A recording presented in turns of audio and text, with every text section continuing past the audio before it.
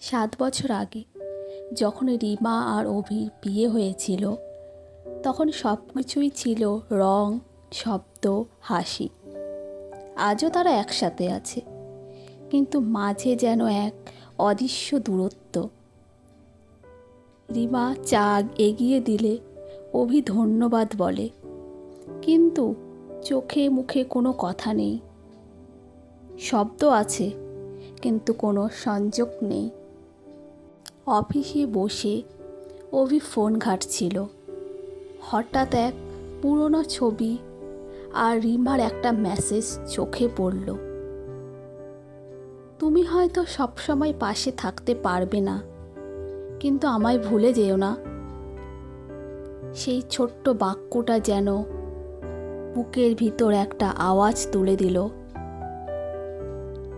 মনে পড়ল সেই প্রথম বৃষ্টি, যেখানে তারা একসাথে ছাতা ছাড়াই হেঁটেছিল, হেসেছিল, বৃষ্টিতে ভিজেছিল। কোথায় গেল সেই দিনগুলি? ভালোবাসা কি শুধু দায়িত্ব আর রুটিনে চাপা পড়ে যায়?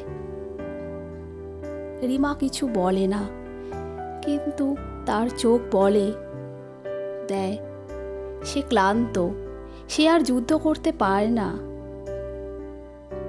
সে শুধু চায় কেউ বুঝুক, কষ্টগুলো কথা ছাড়াও বোঝা যায় যদি মন দিয়ে দেখা হয়। সেদিন রাতে অভি প্রথমবার রিমার পাশে বসে বলল, তুমি শুধু চা দাও না রিমা, তুমি প্রতিদিন আমাকে ভালোবাসা দাও, আর আমি সেটা বুঝিনি। পরের দিন সকালে বারান্দায় দুজনে একসাথে চা খাচ্ছে। হয়তো এখনো সব ঠিক হয়নি, কিন্তু বোঝাপড়ার একটা ছোট্ট আলো ফিরেছে। এটাই সম্পর্কের আসল সৌন্দর্য। আবারও নতুন করে শুরু করার সাহস। ভালোবাসা শব্দে নয়, অনুভবে প্রকাশ পায়।